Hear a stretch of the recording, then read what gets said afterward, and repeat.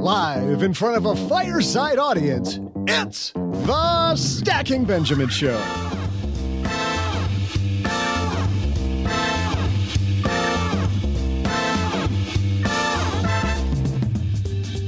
I'm Joe's mom's neighbor, Doug, and what does the word retirement mean to you? Finally parading out the Pokemon cards or prank phone calls to Joe's mom? Maybe spending hours binging the Golden Girls? What, just me? Well, regardless, I think we can agree that the traditional definition of retirement is fading. To share their takes on the new retirement, let's welcome from the House of Five podcast, Wendy Mays. And hey there. And this is my time, Wendy. And from lenpenzo.com. No jokes today, folks, because I think it's time we respect our elders. It's the Honorable Len Penzo. And from this here podcast, it's OG. And that's not all. Midway through this discussion, I'll make sure to regale you with some music-related trivia. And now, a guy who is about to regale us with his amazing show-opening segue with some witty repartee, it's Joe Saul-Sehy. Hey there, Stackers. I feel pressure, like I got to say something big, and I'm just not coming up with it, Doug. So, no smooth segue this time? It's no this time or shocking. Or yeah, never. Hey everybody, welcome to Friday or Friday. It's the Stacking Benjamin Show. I am Joe Saul-Sehy, as Doug so politely just mentioned. We've got a great team here today with me. Let's get right to them. Across the card table from me, it's Mr. OG. Say what? How are you, my friend? Fantastic. It doesn't feel like a Friday. It does not feel like Friday. Why? Feels like the beginning of a week, but it does. But you know what? It's going to be a great show, OG. You know why? Why? Because deep under Los Angeles, Mr. Len Penzo's joining us. Yeah, and you know what? I'm a little sore. I'm just going to tell you right now. Oh? Yes. Just, Doug, just to let you know, I was kind of practicing, trying to be you. I was practicing how you do the opening and the close of the show. You do it so well. And you know when that part where you go, ow. I think I gave myself a hernia yesterday. It's tough. I'm an elite athlete, Len, and it takes years and years of lung training. Yeah, well, is that where it's coming from, the lungs? I don't know, but I think I pulled something a little lower than that. Anyways, it's a family show, Len. By the way, we're giving you all the props today, Len. Just thank you for being you. Just got to say, big thanks for being Mr. Len Penzo. Yeah, the honorable part, that kind of threw me there. That's pretty good. But thank you. Yes, anything we can do. And the woman here who's going to make the show, the woman was so excited to be introduced, she decided to take over the open. Wendy Mays is here. I'm sorry. I had to make a show of the X chromosome in the room. Wendy, have you ever listened to the show? Oh, yeah, of course. Of course. Well, then you got to know you come in later. But that's fine because we're happy hearing you early and often. I'm so happy to be talking to you. Tell the three people that don't know about the House of Five what you and Curtis do there. Well, we are on the journey to financial independence, retiring early. And we started at a pretty bleak place. And so we want to lock arms with other moms and dads who want to be on that journey to financial independence as well. Hey, tell me about that, because you have this incredible journey that you're on. Tell everybody how many children you have. Well, we have 6 altogether. I'm currently visiting my oldest, my 25-year-old in Phoenix, hiding out in her closet. I'm hiding from all of the other children.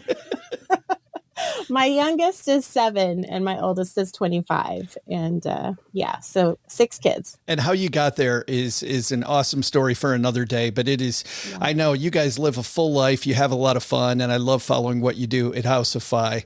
We're going to talk today retirement, and Wendy's on the journey. Len is crossing that milestone any second. OG's helped several hundred people retire. So let's get into it. Let's get this party started. This episode is brought to you by Indeed. Stop waiting around for the perfect candidate. Instead, use Indeed sponsored jobs to find the right people with the right skills fast. It's a simple way to make sure your listing is the first candidates see.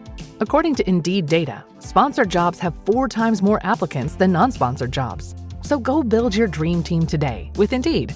Get a $75 sponsored job credit at Indeed.com/podcast. Terms and conditions apply.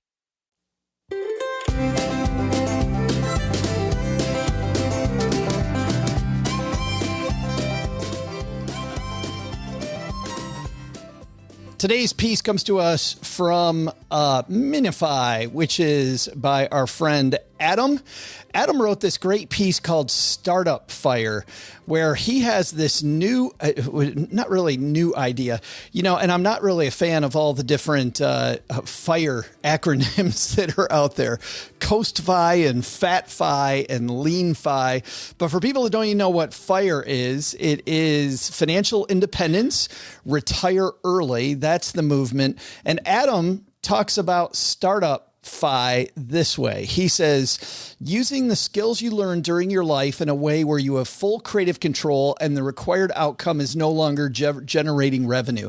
In other words, Len, let's start with you since you're maybe retiring here soon. This idea of creativity and still doing lots of stuff resonate with you? Yeah. I mean, if you've got of course. I mean, if you've got skills and you can leverage them on your own terms, then why wouldn't you, right? I mean, if you're going to retire or, leave the corporate job and you don't want to do that and work for the man, by all means, yes, absolutely. Leverage yourself. Are you going to keep making money then after you, quote, retire? Well, yeah, that's part of my retirement.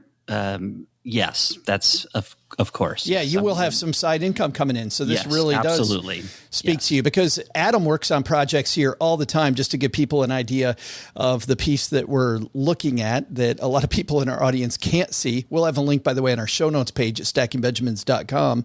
But when it comes to this, OG, do you find that this is more and more the case where people are continuing to work, bring in side income like Len's talking about?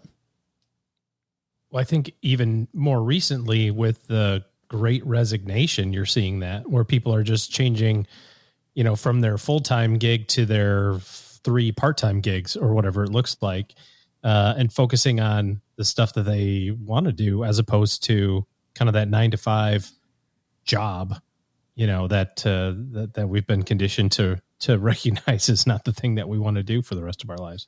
Wendy, for you and Curtis, I know you guys have changed, I think, following you more to things that you enjoy doing and away from the things you don't.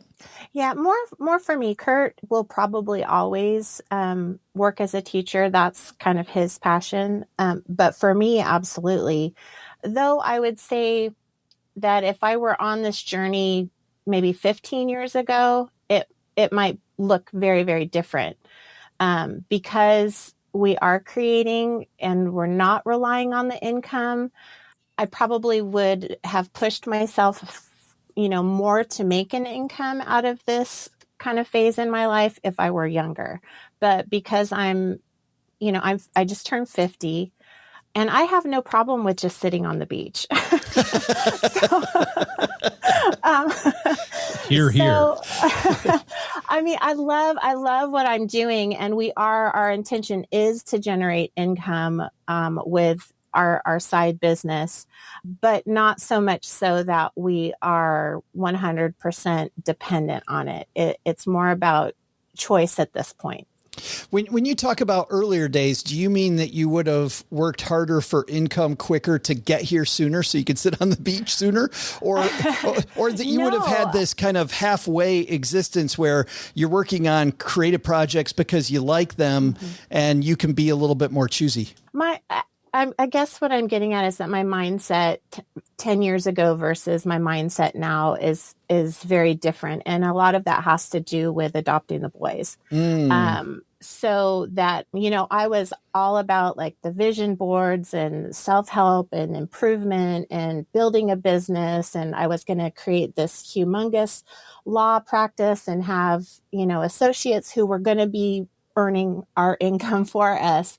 But I just don't have it in me to do that anymore. And I don't want to do that anymore. It was more of finding a way for us to design a lifestyle for ourselves at retirement that would fit what our life looks like now with the boys. I think you brought up something interesting, Wendy, and OG. When Wendy was talking, I heard her say that her view on retirement has changed. Have you found that as long as you've been in the field, that people, as they get closer to retirement or things happen in their life, that it changes a lot or a little? I think that a couple of shifts happen during the kind of your younger years. For whatever reason, there was, although maybe it's not as much anymore, this push toward, like, you got to have the job or you got to have the career that is money sustaining, lifestyle sustaining, even if you don't particularly like it. And somewhere in your 20s or 30s, I think late 20s or 30s and maybe early 40s, people start recognizing that it kind of sucks to go to work every day for a really long time. So then you kind of sort of maybe think, okay, I'd get my stuff together, so to speak. But then the interesting shift that happens, if you haven't thought about what's after that, even if you're a good saver or a good investor, you get to the point where you're maybe 50 or 55 and you're financially independent, or you have the opportunity to be. If you haven't thought about what's next, then it's almost like, well, why do I want to stop doing this? I'm good at this. I know the outcome of this. And you're also in your peak earning years. And so the struggle becomes, once you get to that financial independence, which sounds so glorious on one side of the equation, you say, God, I can't wait to get there. And then you do get there and you go, well, maybe I don't want to do it because I don't want to quit my job because those idiots are paying me $100,000 a year or $200,000 a year.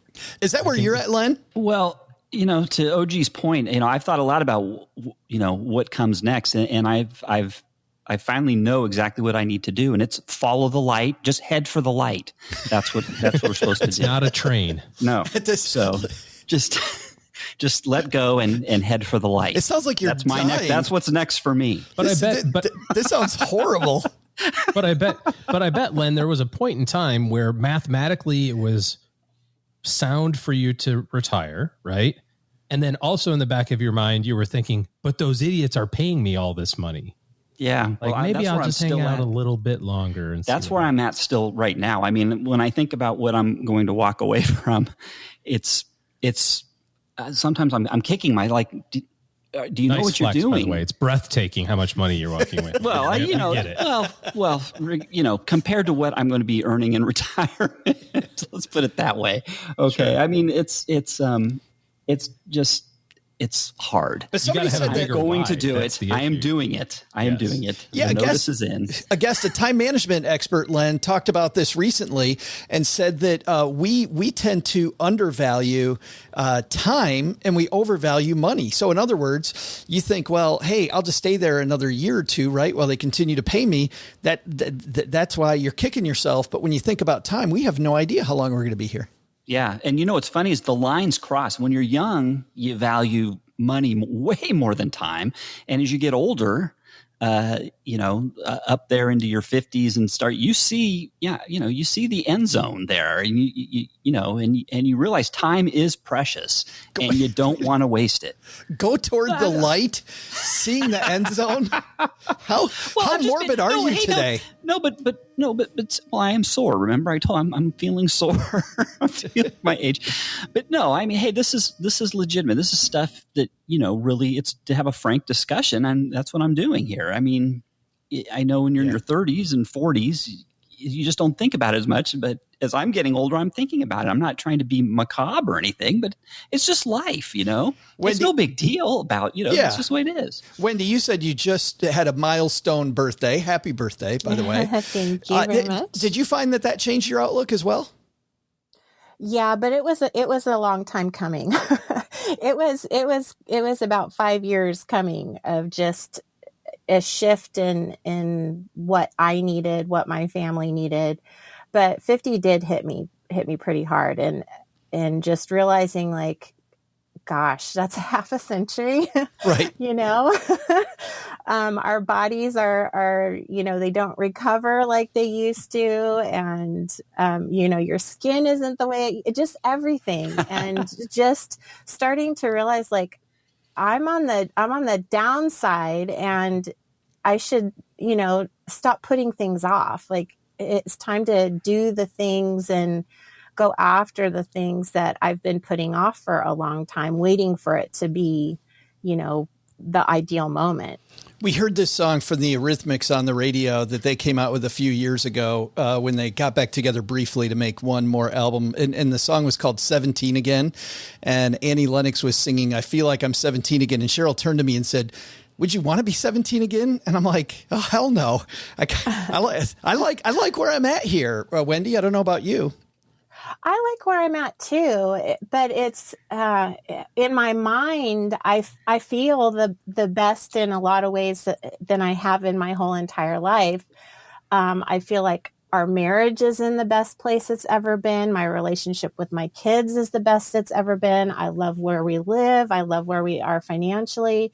But I'm sitting here looking at myself and I see, some wrinkles in my neck and, your body just doesn't necessarily cooperate. But I've also found different than when I was 30 or some of the people in the FIRE movement who are in their 30s. I feel like I'm way more bougie than them now.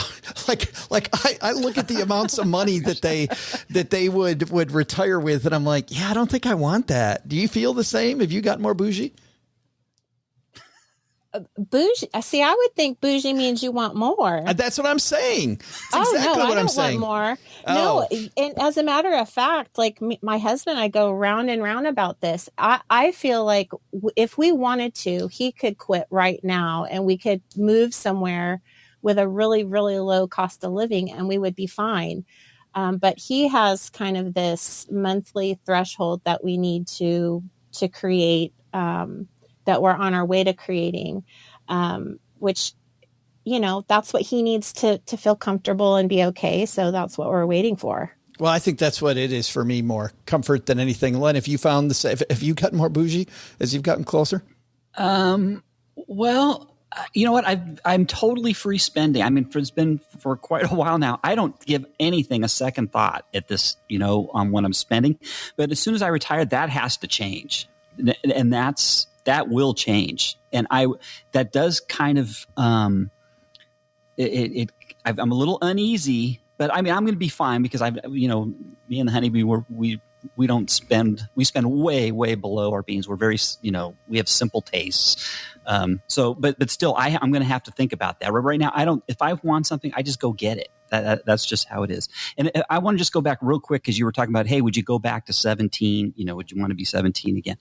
And I will say, as you get older, you do get, like Wendy was saying, you get things you're sore for longer, takes longer to heal up and things. But you know what? I wouldn't trade it. I wouldn't, as you get older, they have those surveys that, that people in their 60s and 70s, they're as happy as they've ever been. And that's how I am too.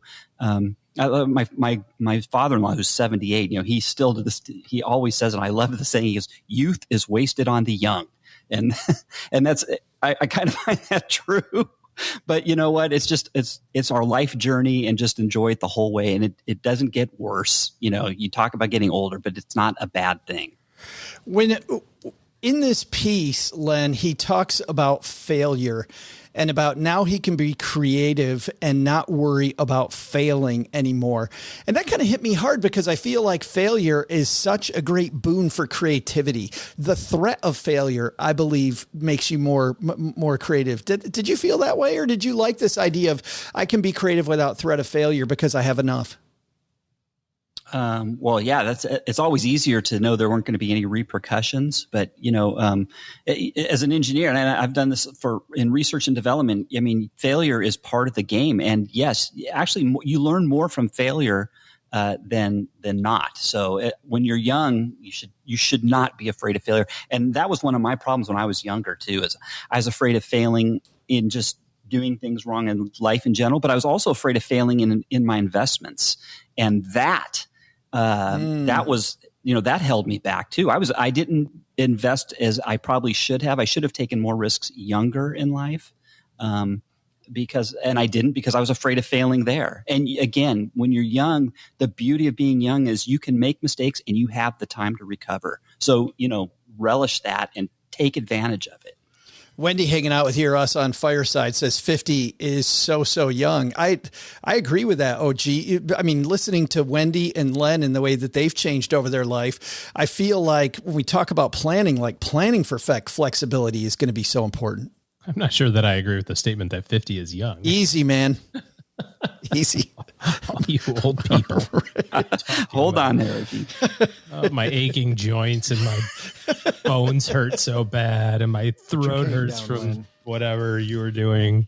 And, it's like, although I will agree, I am physically more tired than I would be based on some activities. But what was your question? Planning for sponsored by ibuprofen. Where are we going with this? This is the AARP podcast. Tylenol. Have you had your Tylenol lately today? 500 milligrams a day keeps the doctor away. Tylenol. Oh, man. Where all the aches and pains go bye-bye. Planning on flexibility. Yeah.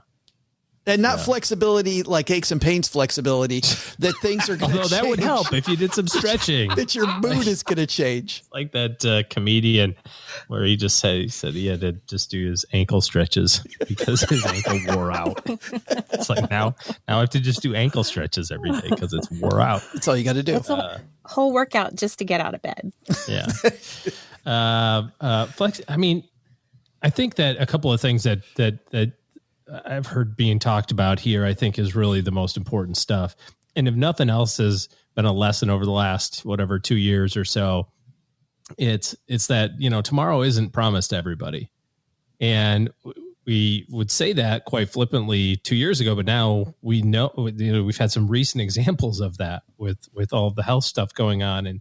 And you're talking about time and money and the relationship between those things, and Len talking about taking risks and flexibility and all that sort of stuff. I mean, I think that there's more time than we give ourselves credit for. The old adage of you can get more done over the next decade than you think, but way less than you think you can get done over the next year, but also there's no time like the present. If you're thinking about being financially independent, or you're thinking about walking away from something, I think the best course of action is do it and see what happens, especially now. I mean, everybody's clamoring for workers, right? So you've got a good opportunity to find a job if you really want one later, maybe even for more money. And like Len said, I'll take a little issue with his timing, saying, hey, well, I wish I would have taken risks when I was younger. The reality is that there's a really good chance that you'll see 100, and if you're 50 right now, while you might feel like you're kind of on the more yesterdays than tomorrows side of the equation, I think you still have to invest that way. You still have to think about, investing for the long term and generational investments and that sort of thing, because there is a good chance that you'll see 90 or 100. And if you've got a 50-year time horizon, what would you do? If you had a 5-year time horizon, what would you do? And if you can answer those questions, and one's different than the other, I think you gotta make a decision. Len, how are you feeling during this? Do you need a chair? You need back massage? Need some help with something? Biofreeze. Yeah. Some icy hot would be really good right now. I don't know if you know this, Len. The reason we're being so nice to you is because today is it's the International Day of Older Persons. We found out. So we just... Oh, perfect. As a guy who's a year older than me, I thought that this is clearly your day and not mine. Yes. So as long as Thanks, you're feeling... Joe. It's wonderful. It's wonderful. I'm just, is somebody going to give me the free early bird dinner at Denny's? If I get a certificate for that? It's so great. I think that'll round out the first part of this discussion. Coming up right after our trivia, the second half, which is tactically now that we've defined the issues, tactically, what are our best ideas for planning for after work? Hey, at this point in the show, this is where we have our trivia battle, and our three normal contributors to the show, Len, OG, and Paula, who has the week off. So, Wendy, you're playing on behalf of Paula. They are on this year-long competition. So, Wendy, do you want the good news or the bad news? Give me the bad news first. So, well, the bad news is you are tied for last. With Len, you both have 11, but the good news is that means you get to guess last. So you're going to get to hear OG and Len's guesses so that you'll get to decide, where you place your guess. So that's the good news. I'm coming for you, Len, for Paula. That's fighting words. The fight's already started. We don't, we're on the same team here, Wendy. We got to get OG. He's running away with this. OG's ahead by 2. Wendy's not even buying it, Len. It sounds like OG got to her before the show. I guess so. The $20 was already Venmo'd earlier.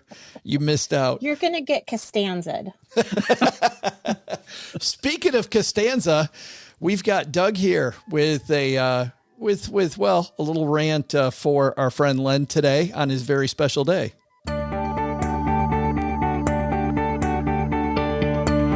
Stackers, I'm Joe's mom's neighbor, Doug, and as you now know, today is a very special day for a select older person on this panel. Wait, I think older is a correct word, but is it okay in 2021 to call Len a person? I think that's one of those things we're not supposed to say anymore. Maybe able-bodied biped, or maybe currently able-bodied biped is more accurate, or hopefully able-bodied for a long-time biped. Whatever. Like the honeybee always says, use it while you got it, Len, because who knows how long it'll last. But before all that, because Len, today is for you, buddy, I can't wait for you to share all your wisdom with us. Like, can you tell us about the time the wheel was invented? That'd be a great story. Or like, how many Sweet and Low packets should I have in my kitchen drawer? I know you guys stock up on those things when you get older. Could you tell us about the time you invented fire to cook your woolly mammoth? I mean, the knowledge you can pass on is endless. Wait. Is woolly mammoth a euphemism? Just let your mind wander. There's so much we can learn from Len, Joe, but in the interest of time, let's get to today's trivia. Speaking of outdated things that no longer have a use in today's society, wow, the CD... That got hot. Oh, my God. The CD player was introduced on this date in 1982, but what year did the first CD hit 1 million in sales? I'll be back with your answer faster than you can rewind the tape in your sweet new Walkman. All right. There, you've got it. I remember having one of the first Discmen. Len, did you have one of those? Yes, I did. And you're walking down the street and that thing's skipping every... Oh, my God. It's terrible. It reminds me, my buddy had one of the first car CD players, and it was the same thing. every turn, the CD skipped. It was hilarious. It seemed like a great idea at the time. All right. Now that you got your dose of old people stories there, Wendy's going last. Len, you're going second, which means, OG, you are up, my friend. The first CD that hit 1 million in sales, what year? CD player announced or created in 1982. So CD player 1982, and they probably started coming out with CDs in like 97. So,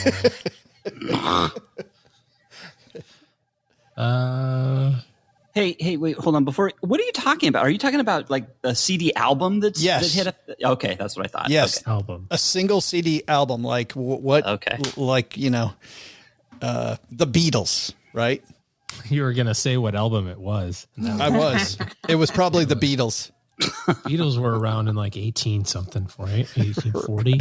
1860. Doug or Len would know. So would Doug probably. So. I'm going to say the first album that was on a CD to reach 1 million was 1986, and it sounds a lot like Michael Jackson. I don't know.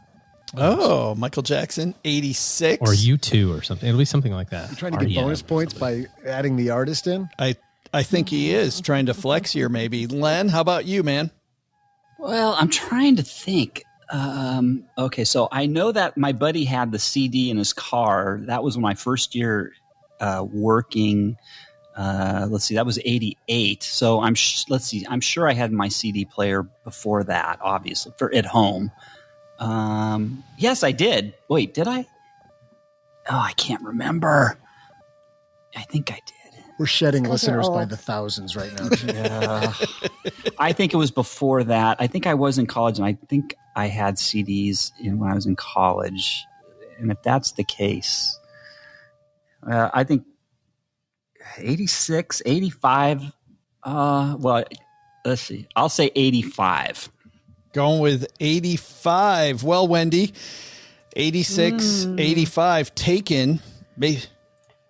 Well, initially I was going to go with the year I graduated high school, which was 1989, but I think that that's too late. But I also think I agree that it was Michael Jackson, and I'm thinking it was Thriller. But so I'm thinking that came out before 89. Oh yeah, way before. Not way before. Oh yeah. No, not way. Oh way. yeah. Oh yeah. Oh yeah. I remember listening to cuts off of that when I was working as a box boy at a grocery store. That had to be. Okay, so I'm gonna go with 1987. 1987. Thank you, Wendy. Thank you. Yeah, I think that's too late, but yeah, we'll see. But you think 84 is too early, which means you're thinking going last might not have been the boon that it is. No. I'm thinking back of like when my parents, we went down to Tijuana, Mexico, and I had to have the black Michael Jackson velvet painting. And that definitely was before 1989. I was in junior high. So that would have been more like 84, 83. Yeah, now you're talking. See. Yeah, thank you, Wendy. Thank you. Well, so do you want to go 84? I'm going to go with 84. Yeah. Right. Oh, how dare you? Hey, I had to talk through it. Len, be nice to the guests. Okay. Be nice to the guests. All right, we'd love to tell you which one of you is right, but we don't play that way. We'll be right back. Well, running a small business, as you may know, like I do, it is super fun, but it can also be very tough. And when it's time to get a loan, it can feel impossible to find the lender that you actually trust. Big banks say no. The internet, well, that's full of sketchy offers with sky-high rates and fine print you can barely read. Whether you need help covering payroll, managing cash flow, or investing in growth, you deserve better. And that's why I recommend the small business marketplace Fundera, which is powered by NerdWallet. It's a free, easy-to-use platform. It lets you compare real financing offers from trusted lenders, and it's all in one place. And what I like is that you don't need perfect credit to get started. There's no spam. There's no bait and switch. Just personalized options that fit your business needs. Nothing I like better than a place that treats me the way that they would want to be treated. Using Fundera is a super way to quickly compare options and make your best funding move the way any great business owner would. Here's the best part, though. For a limited time, when you visit nerdwallet.com/SB and fill out the no obligation form, you're going to get VIP treatment and talk with a real person who knows all the ins and outs of small business lending. And you can tell them specifically what you're looking for. They can tell you specifically which options you should probably consider most. Don't risk your business on unreliable lenders. Go to nerdwallet.com/SB to learn more and find the funding you deserve. Fundera Inc., NMLS ID number 1240038. Well, there's nothing that relieves stress more when you have had a long day, you are completely fried, and you're thinking to yourself, maybe I'll just go out to dinner. But then you think about all those calories, all that money out of your wallet, and then you realize that you can eat healthy because you found Factor. Factor is ready in 2 minutes. Factor shops, preps, cooks, and delivers straight to your door, so you have more time for everything you love this spring, and you don't have to worry about eating healthy and going outside your budget because you've got the food sitting there in the fridge that you had pre-planned. What is Factor? Well, Factor has meals built around your goals, whether that's weight loss, overall nutrition, more protein, or GLP-1 support for strength and workout recovery. Check out Factor's Muscle Pro collection. Every meal's crafted with functional ingredients, lean proteins, colorful veggies, whole foods, and healthy fats. Factor bans 175 plus ingredients. No artificial colors or sweeteners, no high fructose corn syrup, no refined seed oils, just nutrient-dense foods. It's fresh, never frozen, over 100 rotating weekly meals, including globally inspired flavors like Mediterranean and Asian, so there's always something new to look forward to. I use Factor. I think you're going to love it too. Head to factormeals.com/SB50off, stackers, and use code SB50off, and you're going to get 50% off and free daily greens per box with new subscriptions only while supplies last until 9/27/2026. OG, you kicked this off with 1986. The cool thing is if it was 1997 or 2011, you're going to win because you're the latest. We shall see. Len, you got sandwiched at 85. Yeah, I think my odds of winning just went down. But yeah, it probably is Michael Jackson. I'm sure that Thriller was like an 81 or 82. It had to be. No. Because don't you remember Friday Night Live? Like when they would do music videos. Friday Night Videos. Friday Night Videos. That's it. Friday Night Videos. Thriller came on there and it was a big deal.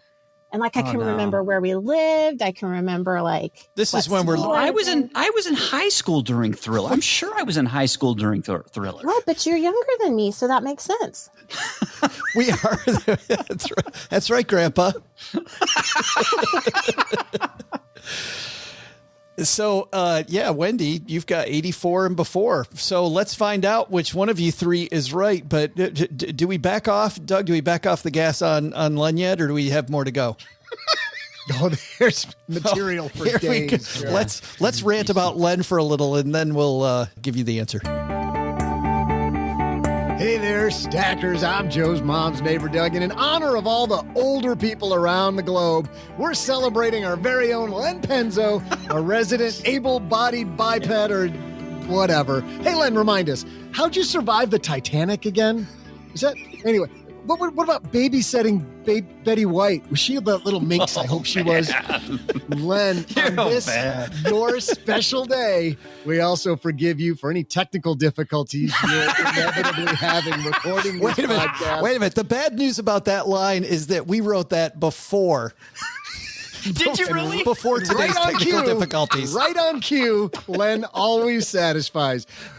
You know, Len, we'd bring you a cake, but candles at your age, and I mean, California already has enough problems with wildfires, so we're not going to contribute to that. The hits keep coming. So now that we've appropriately paid homage to our elder, let's give you today's trivia answer. Your question was, the CD player was introduced on this date in 1982, but when did the first CD album hit 1 million in sales? No, Len, it wasn't Lawrence Welk's Polka Party. The first artist to sell 1 million copies on CD was a little band by the name of Dire Straits, writing on the back of their hit controversial song, Enough. There, it's my time. This is my time. Hey, Wendy set the precedent. Writing on the back of their hit controversial song, Money for Nothing, it was their album, Brothers in Arms, that broke the milestone in the year 1985. The old man wins it! Oh, yes! Are you serious? Len Penzo is our winner. Should I say it louder, Len? Say it again, but I thought Brothers in Arms was like in the late 80s, but I'll take 1985, and by the way, Thriller was released on November 30th, 1982. Wow. Yeah. Wait, November 30th? November 30th, Oh, then I wasn't in high school, but okay, but close enough. Well, Dire Straits was on Friday Night Videos too, so yeah. But selling a million CDs, so Thriller, I would think, Wendy, Thriller outsold Brothers in Arms. I'm sure it outsold Brothers in Arms, but the CD was the difference there. Yes. That makes no sense, though. You'd think Thriller would have 66 million copies was Thriller. A Thriller, yeah. Wow. Ton of stuff. Len, creeping back into it, man. Len now has 12, OG 13. Wendy, no big deal because Paul is usually in the basement in this game. So no harm, no foul as she stays at 11. And into the second half of today's discussion, this half of the show, are tactics for getting where you want after leaving your job, brought to you by Magnify Money. Wendy, you know what happens when you go to stackingbenjamins.com/Magnify Money? no. Doug, do you know what happens when you go to stackingbenjamins.com/Magnify Money? You get helpful tips on a do-it-yourself colonoscopy? None of the above. Two swings and misses. No, you find out that those brick and mortar bank products you've been using every day, maybe not best in class, where Magnify Money has over 92% of all the stuff rated head to head. Very logically, stackingbenjamins.com/Magnify Money, whether it's your checking account, savings account, whatever it might be, it's all there in one spot. Here in the second half of the discussion, we started off talking about what do you do after you leave your job? What does retirement look like? How do you plan for it?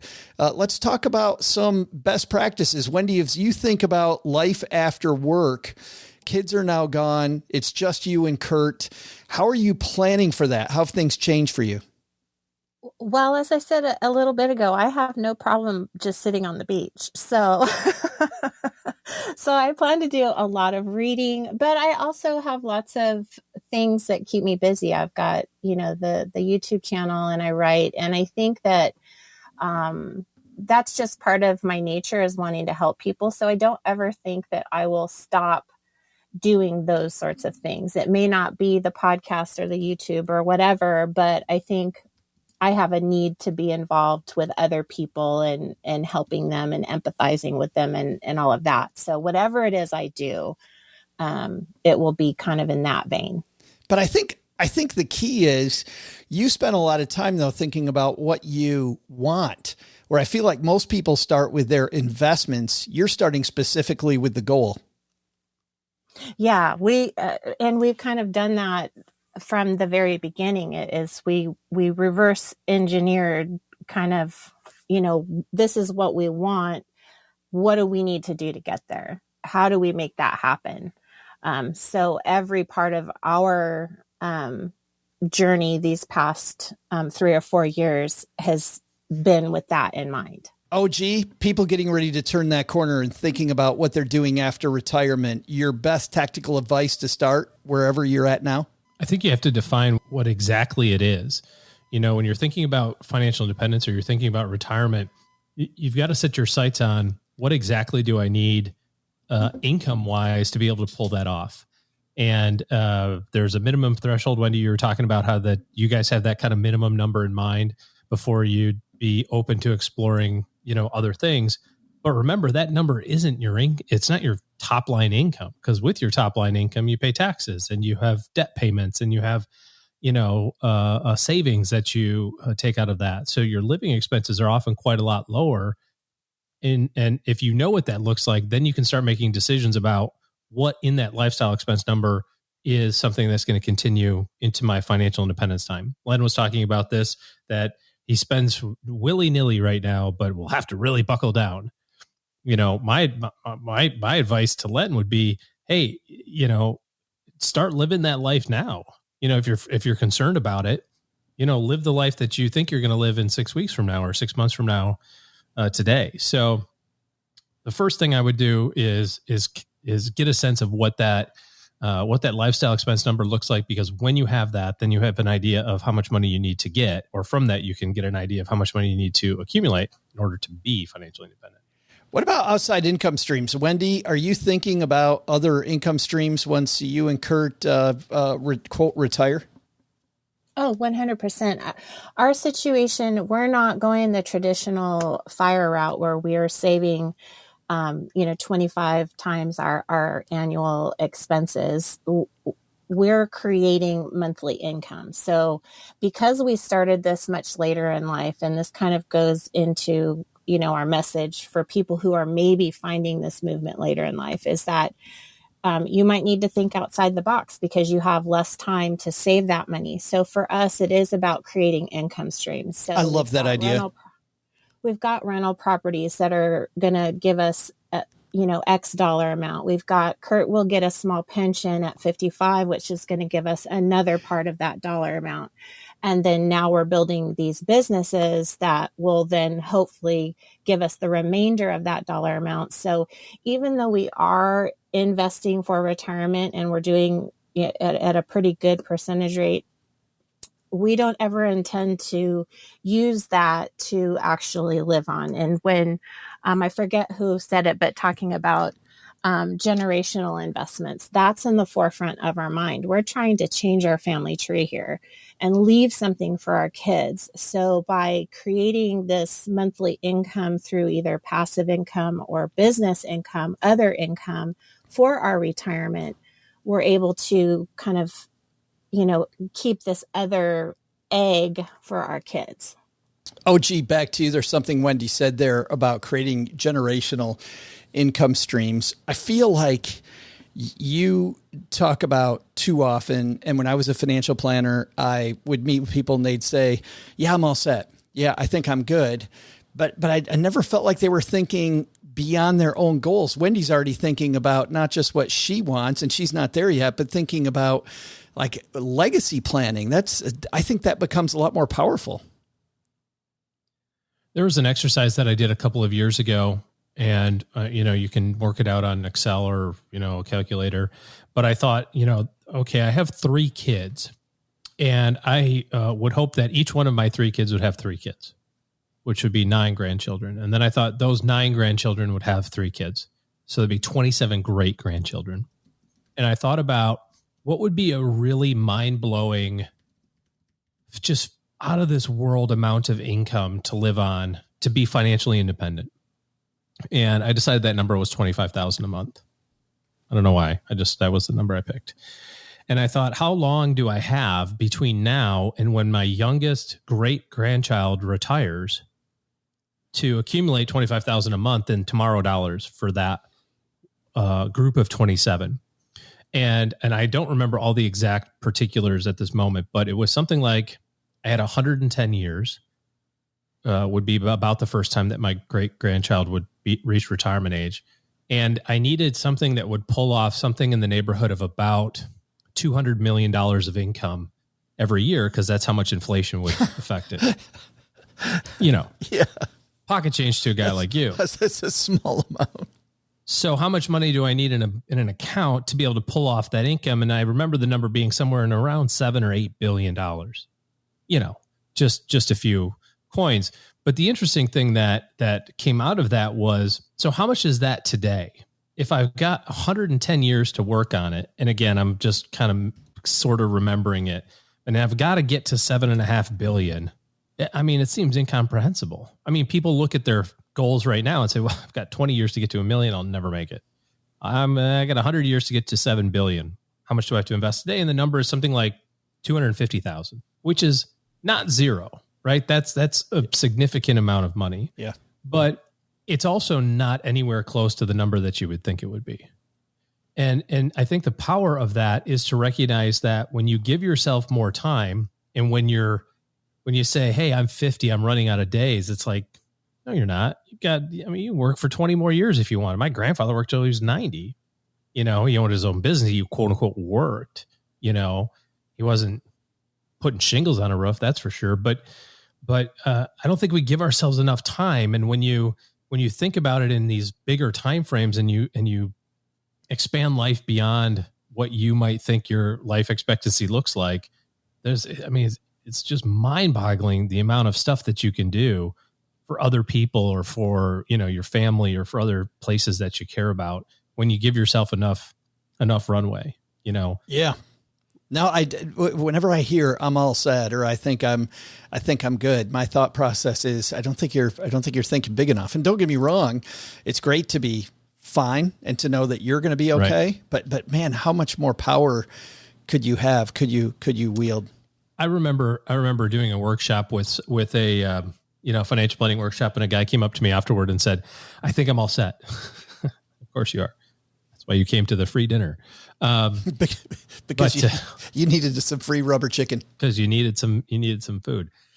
He says, well, I have $5 million and they're all in municipal bonds and I make 6% on them. That's $300,000 a year. I only live on $200,000.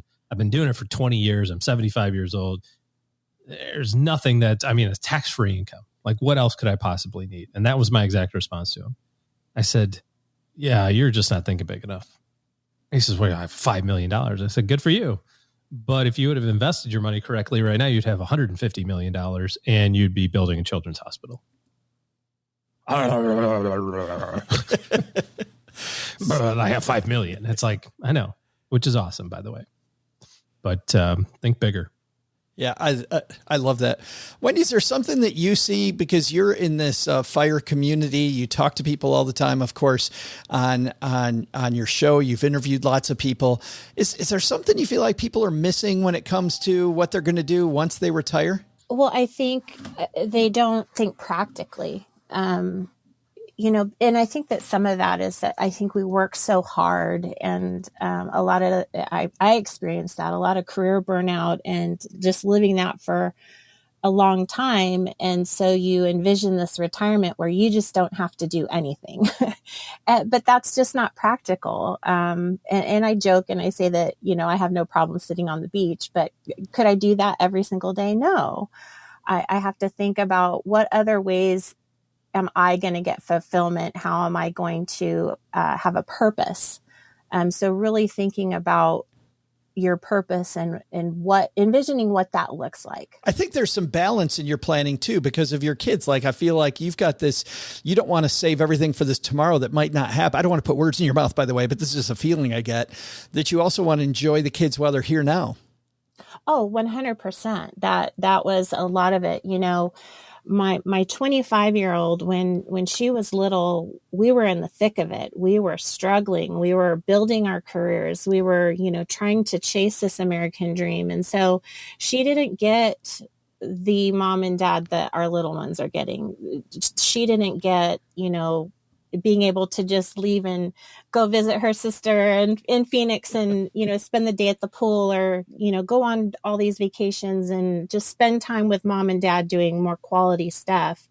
And they're still going to be, teenagers when we retire. And so they're just going to have a whole different life experience. And I'm so grateful that we're going to be able to give that to them.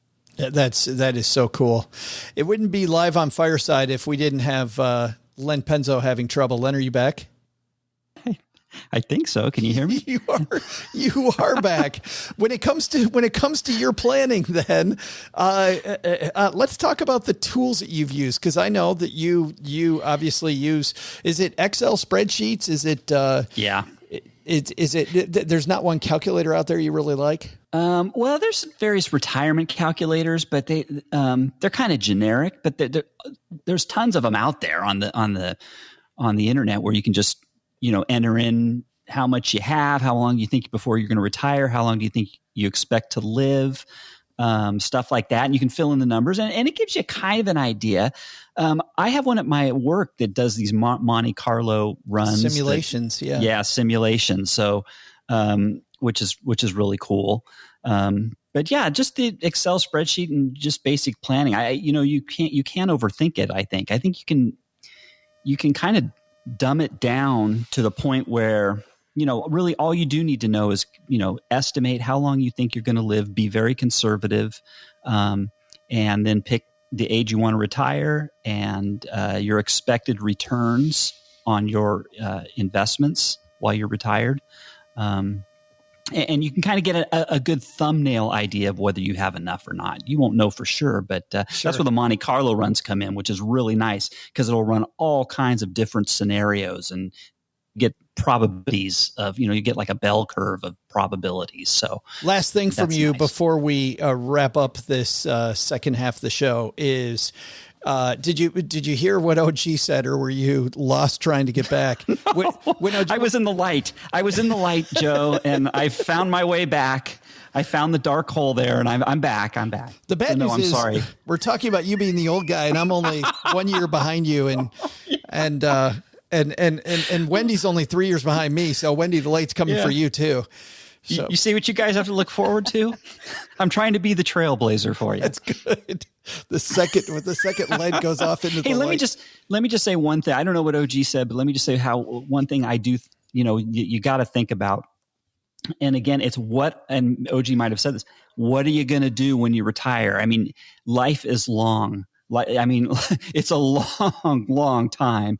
And you really need to, you might think you know what you're going to do, but you really got to have it planned out. What you really, sure, lay on the beach and play golf. That's great for a year or two, but you're going to get tired of that. So you got to have things lined up. So I have a few things. I want to improve my blog.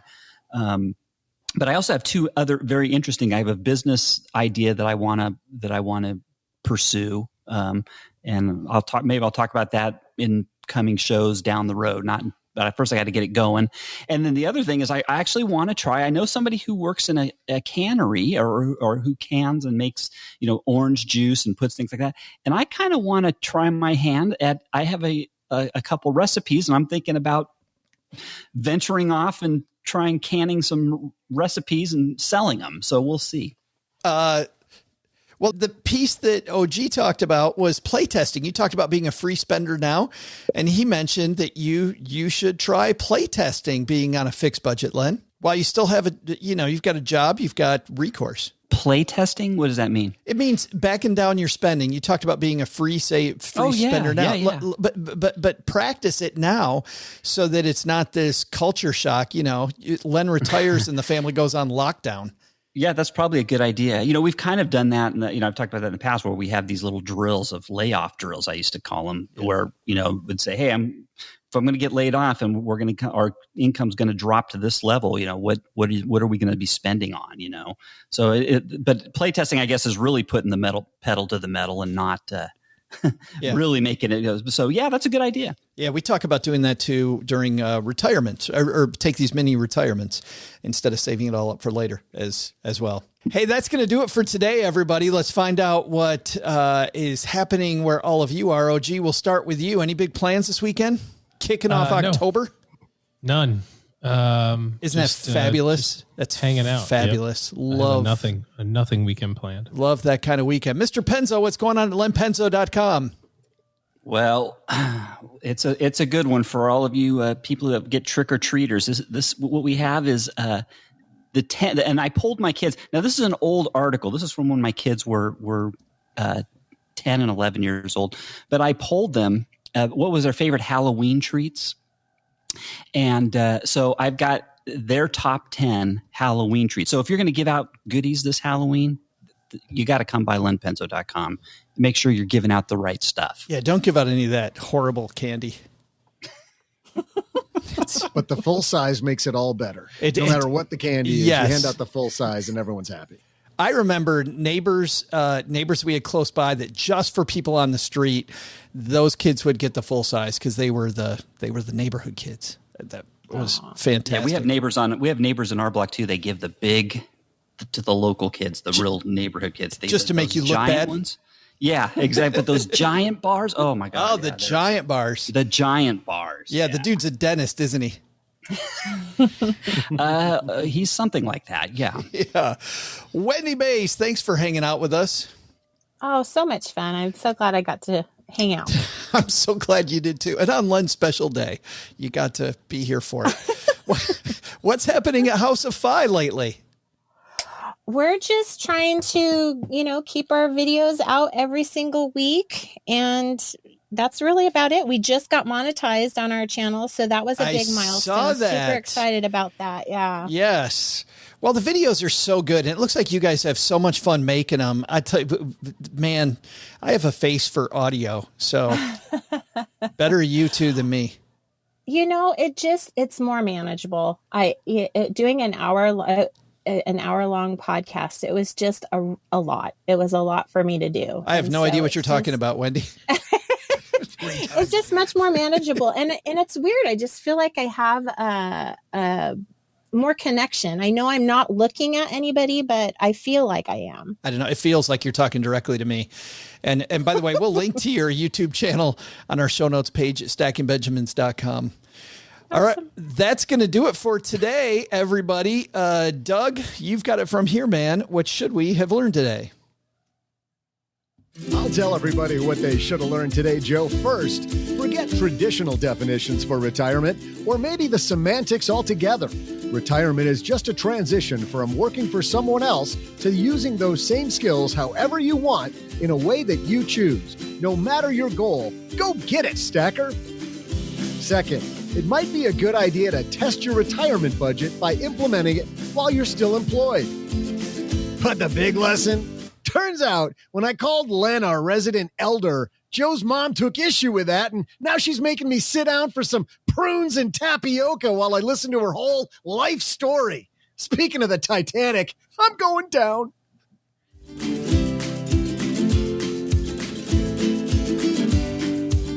To learn more about our guests and for more resources, you can head to our show notes page at stackingbenjamins.com.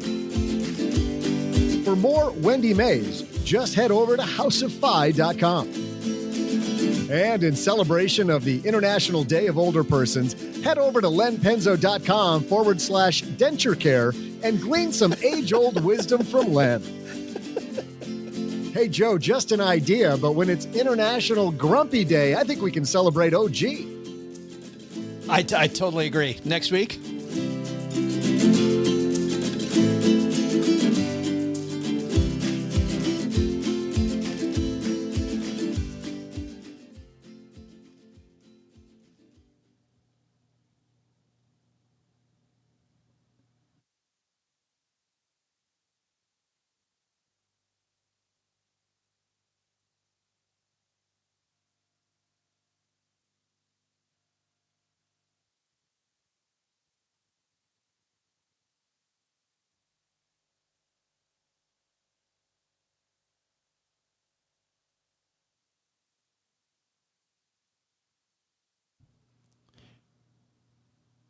Welcome to the after show. This is the part of the show that doesn't exist. What happens? Hey, and let's all thank Wendy for not jumping in on that big bunch of silence there. On the pause. I think she was coached. Not cool. Not cool. Wendy's like, wait, are you waiting for me to talk right now? Should I be talking?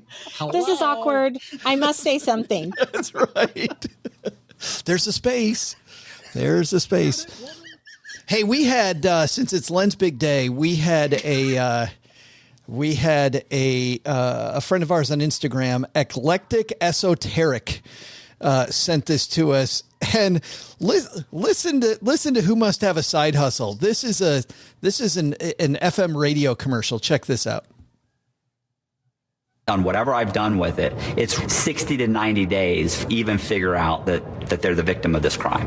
By that point, you start getting foreclosure notices and you realize you've got 4 mortgages on your house. Not only that, you don't even own your home anymore. It's not even in your name. Heard enough? That sounds exactly like Len Penzo doing commercials about house foreclosure. It did because I was just listening going, I don't remember saying that. It did sound like me. Are you foreclosing on houses now, Len? No, but I swear to God, I was like, when did I say that? I can't even remember. And by the way, he points out that's Sacramento radio. Wow. Where Sacramento comes to something. Oh, wait, it's AM radio, so it must be where Sacramento comes to die. I don't have the last word, but that's got to be it. I am wondering if at any other time, Len, you've been mistaken, and actually I'll throw this out to Wendy and OG as well, and Doug, mistaken for somebody, like mistaken for a celebrity, mistaken for someone. As an example, when I was younger and I was a runner in college, I was super thin, and I had this long stringy hair before it all fell out, and I would get the Tom Petty thing, which I never thought that was I was like, do I want to look like Tom Petty? I'm not sure.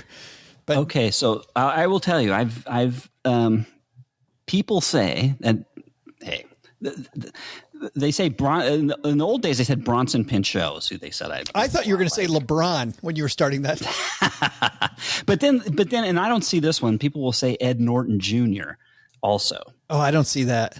I don't either. That's more your voice. Yeah, agreed. Oh yeah, you're right. Yep. Yeah. Yeah. Very much voice. How about you, Wendy? No, I'm one of a kind. She's like, yes, I am a snowflake. You never get that? No, I can't think of one time. Does Kurt get it? Oh my God. All the time. Every Friday night. Shaq. He gets confused with Shaq. And then there's this actor, I forget his name, but he was a principal in this show. And he's this big, huge black guy with the bald head and the big dark eyebrows. And he looks dead on him. Does he do a good Shaq impression, by the way?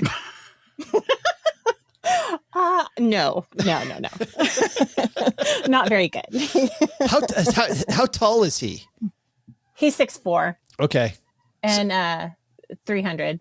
Yeah. So he's a big man. He is a big man, but not Shaq tall though. No, he's not that tall. But No. people don't know. People don't realize how really, really tall that Shaq's height is. Right. Yeah. Oh, that's funny. He should walk into what's the commercial where what's the pizza company that they've now named Papa a pizza? John's. Papa John's. He should totally walk into a Papa John's and request a free one. Let's see what they do. OG, how about you? People mistake you for a podcast personality? Tom Cruise. All the time. I see it. Thank you, Len. Is that the mic drop right there? I mean, it is what it is. I mean, I didn't say that I am Tom Cruise, but people have mistaken me for him.